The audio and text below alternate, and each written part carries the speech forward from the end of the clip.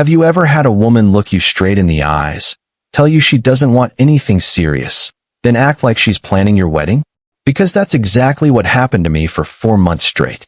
And by the end of this story, you'll understand why every mixed signal she sent was actually revealing something much darker about the game I didn't even know I was playing.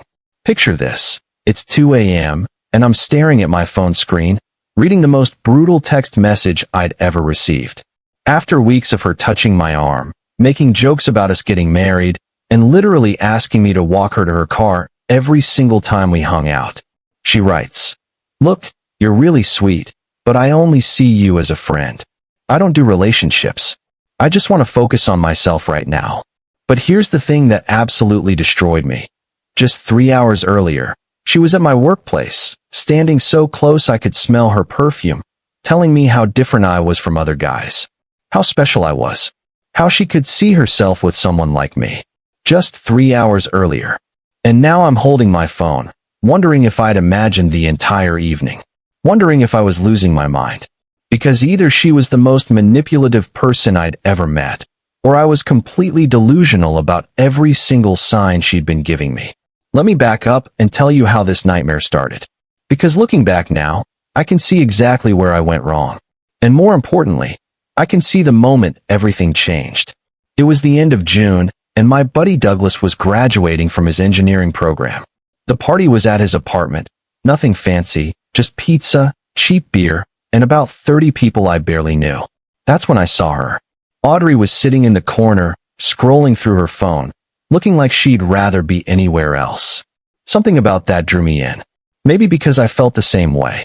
I walked over and made some joke about the music being loud enough to wake the neighbors 3 blocks away. She laughed, not a polite laugh, but a real one. And suddenly, the rest of the party just disappeared. We talked for 5 hours straight. 5 hours. About everything and nothing. Childhood memories, career dreams, terrible movies we secretly loved. And then she said something that made my heart skip. "Wait, did you go to Riverside Elementary? Because you look so familiar." Turns out we were friends in 3rd grade. She remembered my Superman backpack. I remembered her always wearing those light-up sneakers. It felt like fate. But here's where the mixed signal started, and where I should have paid attention. She kept making these comments throughout the night. Little things like, "You know, if I ever got married, it would be to someone exactly like you." Or when I mentioned I wanted to travel to Italy someday, she said, "We should totally go together. I mean, if we're both still single in a few years." Every guy listening to this knows exactly what I'm talking about. Those comments that make you think, wait, is she? But then you second guess yourself because maybe she's just being friendly. The party was winding down, and she mentioned her car was parked pretty far away. "Would you mind walking me? It's kind of dark out there." Of course I said yes. As we walked, she kept bumping into me, not accidentally, deliberately. Her hand would brush mine. She'd stop to tie her shoe and look up at me with these eyes that seemed to say everything. At her car, she turned to face me and said, "Tonight was really special. I haven't talked to someone like this in, well, maybe ever." I was about to lean in for a kiss when she quickly hugged me instead and said, "Text me when you get home safe, okay?" I drove home thinking I was the luckiest guy alive. I had no idea I was walking into emotional quicksand. The next few weeks felt like a dream.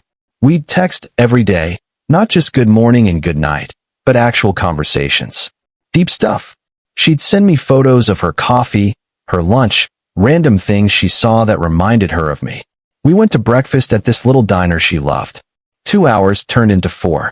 She ordered pancakes and kept offering me bites off her fork. When I reached for my wallet to pay, she playfully slapped my hand away and said, "A gentleman always pays on the first date." First date. She called it a first date. Then she started showing up at my work. I was a supervisor at a retail store, and she'd come in during my lunch breaks. My coworkers started joking about my girlfriend always visiting. One of them, Jessica, pulled me aside and said, "Dude, she's clearly crazy about you. When are you going to ask her out officially?" But every time I thought about making a move, something would happen. She'd mention how she wasn't ready for anything serious. Or she'd talk about how much she valued our friendship. Then in the same conversation, She'd say something like, "You're going to make some girl really happy someday," while staring directly into my eyes. I was losing my mind trying to decode every word, every gesture, every pause in our conversations. Then everything changed in late July. Her texts became shorter, less frequent. When I'd ask if she wanted to hang out, she'd say she was busy with work or family stuff.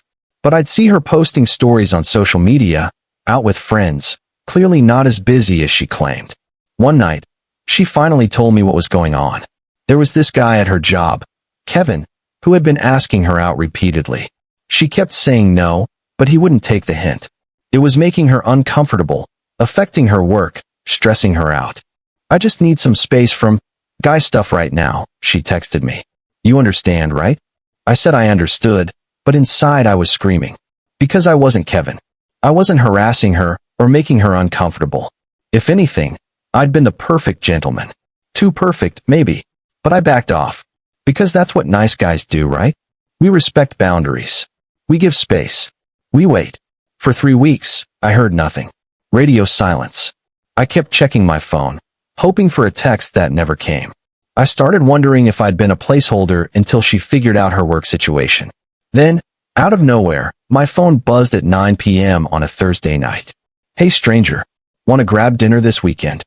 Just like that. Like nothing had happened. Like she hadn't basically ghosted me for almost a month. I wanted to ignore it. Part of me knew I should. But I also knew I'd regret it if I didn't respond. So I played it cool. "Sure, when were you thinking?" She suggested Friday night. I agreed, thinking maybe we could finally get back to where we were before all the drama. Friday comes, and she shows up at my work right before closing time. She looked incredible. Hair done, makeup perfect, wearing this dress that made it impossible to concentrate on anything else. "Change of plans," she said with this mischievous smile. "Let's just walk around downtown instead. It's such a beautiful night." As we walked, everything from before came rushing back. The easy conversation, the chemistry, the way she'd grab my arm when she laughed. At one point, we sat on a bench overlooking the river, and she scooted so close to me our legs were touching. "I missed this," she said quietly. "I missed you." Then she took my hand. Not grabbed it. Took it. Interlaced our fingers and squeezed. I thought, this is it. This is the moment everything changes. But as the night was ending, that familiar anxiety crept back in. I needed to know where we stood. I couldn't handle another month of mixed signals and confusion. So I did what every nice guy does when he's desperate for clarity. I sent the text. "Audrey, I need to ask you something straight up. Are we just friends? Or is there potential for something more? Because I'm getting mixed signals and I need to know where I stand."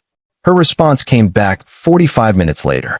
45 minutes of me staring at my phone, watching the typing indicator appear and disappear. "I really care about you. But I have to be honest. I see you as a friend. You're an amazing guy, but I'm just not in a place for anything romantic right now. I hope you understand." I stared at that message for probably 20 minutes. Amazing guy. Hope you understand. The classic nice guy rejection. I'd heard variations of it before, but never from someone who'd been holding my hand 3 hours earlier. I didn't respond. What was there to say? I'd gotten my answer, even if it made no sense given her behavior. I deleted her number. Well, not really deleted. I'm not that strong. But I moved it to a contact called Don't Text. I unfollowed her on social media. I threw myself into work, the gym, anything to keep my mind occupied. For 4 weeks, I stuck to my guns. No contact. No checking her stories. Nothing. Then, on a random Tuesday in late August, my phone buzzed. "Hey, I know this is random, but would you want to hang out this weekend? I really miss our friendship." I stared at that message for an hour. My friends had been telling me to block her completely. "She's just keeping you as backup," Lucas had said. "She knows you'll always be there whenever she wants attention." But something in her message felt different. More genuine. And honestly, I missed her too. More than I wanted to admit. I agreed to see her, but I was determined to keep my guard up this time. No more reading into every gesture. No more hoping for something that clearly wasn't going to happen. We met at this coffee shop we'd been to before. She looked nervous, fidgeting with her hair, avoiding eye contact at first. Then she started talking about how sorry she was for the way things had gone. How she'd been dealing with a lot of personal stuff and hadn't handled it well. The thing with Kevin at work got really bad, she explained. Like, scary bad. I had to involve HR, and it made me paranoid about every interaction with guys. I know that's not fair to you, but I was just overwhelmed. As she talked, I could see the anxiety she'd mentioned before. The way her hands shook slightly when she got emotional. How she'd take these deep breaths like she was trying to calm herself down. I never meant to hurt you, she said. You're one of the best people I know, and I was terrified I'd ruined everything between us. Something about her vulnerability made my walls come down. Against my better judgment, I found myself opening up too. I told her how confused I'd been by the mixed signals. How much it had hurt to feel like I was being led on. I wasn't trying to lead you on, she said, tears starting to form in her eyes. I honestly don't know how to be friends with guys. Every friendship I've had turns into them wanting more, and then when I don't feel the same way, everything falls apart. But the hand-holding, I said. The comments about marriage. The way you'd look at me. She was quiet for a long moment. Then, I know I send mixed signals. It's like I can't help myself. Maybe it's because I like the attention, or maybe I'm just scared of being alone. But I swear to you, I never meant to mess with your head. That's when she told me something that changed everything. I've never been in a relationship before. Ever. And honestly, the idea terrifies me. What if I'm terrible at it? What if I hurt someone I care about? What if they realize I'm not worth the effort? Her confession hit me like a truck. Here was this beautiful, intelligent, funny woman, and she was just as scared and inexperienced as I was. Maybe more so. We talked for 3 more hours. About fear, about expectations, about how dating in our generation felt impossible. She told me about her anxiety, how it made simple decisions feel overwhelming, how she'd cancel plans not because she didn't want to see people, but because the thought of disappointing them made her panic. By the end of the conversation, we'd agreed to try being friends again. Real friends this time, with clear boundaries. No more mixed signals, she promised. And if I slip up, call me out on it. I thought maybe we'd figured it out. Maybe we could actually make this work. For the next 2 weeks, things were different. Better in some ways. Our conversations were easier, less loaded with unspoken expectations. We planned to go shopping at the mall, just as friends. The day came, and it was actually fun. No pressure, no analyzing every interaction. Just 2 people enjoying each other's company. But as we were walking through the food court, she suddenly stopped and grabbed my arm. There's something I need to tell you, she said, her voice shaking slightly. My heart sank. Here we go again. The thing with Kevin, it's gotten worse. He's been following me to my car after work, showing up at places he knows I'll be. My manager had to file a report with corporate, and now there's this whole investigation going on. She looked around nervously, like she expected him to appear at any moment. I'm thinking about quitting my job, she continued. Or maybe getting a restraining order. I don't know what to do. I felt this surge of protectiveness I'd never experienced before. This wasn't about romance anymore. This was about someone I cared about being genuinely afraid. What can I do to help? I asked. Just be patient with me, she said. I know I'm a mess right now. I know I haven't been fair to you. But having you as a friend through this means everything to me. We spent the rest of the afternoon talking about safety strategies and how she could handle the situation. For the first time since I'd known her, I felt like I was seeing the real Audrey, not the flirty, confident version she usually presented, but someone vulnerable and scared. 2 days later, she called me crying. He cornered me in the parking garage, she sobbed. Security cameras don't reach that area, and he knew it. He told me if I didn't give him a chance, he'd make sure I got fired. I was at her apartment in 15 minutes. When she opened the door, I could see she'd been crying for hours. Her mascara was smeared, her hands were shaking, and she looked smaller somehow. I don't know what to do, she whispered. HR says they're handling it, but what if they don't believe me? What if he actually follows through on his threats? I held her while she cried, and something shifted between us in that moment. This wasn't about mixed signals or romantic confusion anymore. This was about being there for someone when they needed it most. Over the next week, I helped her document everything. Screenshots of messages, dates and times of incidents, witness statements from coworkers. We built an airtight case against this guy. And somewhere in the process, Audrey started opening up about why relationships scared her so much. My parents got divorced when I was 12. She told me one evening as we organized her evidence file. It was ugly. Really ugly. My mom caught my dad cheating, and the whole thing just exploded. For 2 years, I watched them tear each other apart. She paused, staring at the papers in front of her.